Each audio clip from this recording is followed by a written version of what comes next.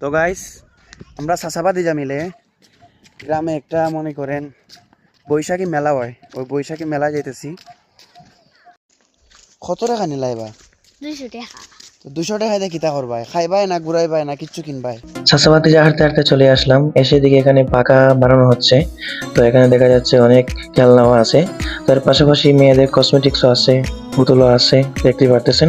তো এখানে আমার বাতিজাকে দিয়ে দিলাম এক গ্লাস শরবত, অনেক ঠান্ডা, তো সে খায় অনেকটাই মজা পেলো। তো তারপরে গেলাম দোলনায়, দোলনা দিকে অনেক বাবুরা দোলনা খাচ্ছে, আমরাও খাবো। এখন উঠে গেলাম।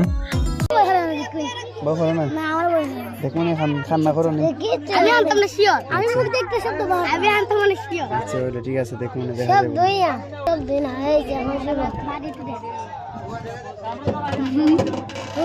ওই সন্ধ্যা নাই।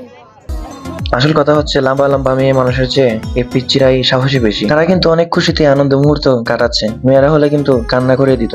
এই মেলাটি বসেছে লেবু বাগান বাজারে। এখানে দেখতে পারতেছেন অনেক আনন্দ করে আমরা দুলনা দিল গাইতেছি, অনেকটাই ভালো লাগতেছে। কিন্তু ওই হুজুরটা কিন্তু মাঝে মাঝে ভয় পাইতেছিল। এখানের মধ্যে আমার ভাতিজাও কিন্তু আনন্দ করতেছে অনেকটা। তো যাই হোক বন্ধুরা, পিচ্ছি বাহিনীর দলে ঠান্ডা বান্না করে নাই। তো দোলনা খেতে খেতে আমার ভাতিজা আমাকে বললো, চাচ্চু এবার কি করবো? আমি বললাম কি করবে বলো? বললো যে ফুচকা খাবে। সেও মেয়েদের মতো ফুচকা খেতে অনেকটাই ভালোবাসে, তাই মামা আমাদেরকে ফুচকা বানিয়ে দিল। ফুচকা বানাতে লেট হলো, কিন্তু সে খাইতে কিন্তু লেট হলো না। দেখেন, তাই কিন্তু অনেকটা প্রিয় ফুচকা।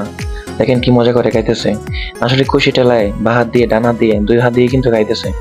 তার কাছে অনেকটাই ভালো লাগে ফুচকা। দেখেন, আহা কত মজা, কি মজা।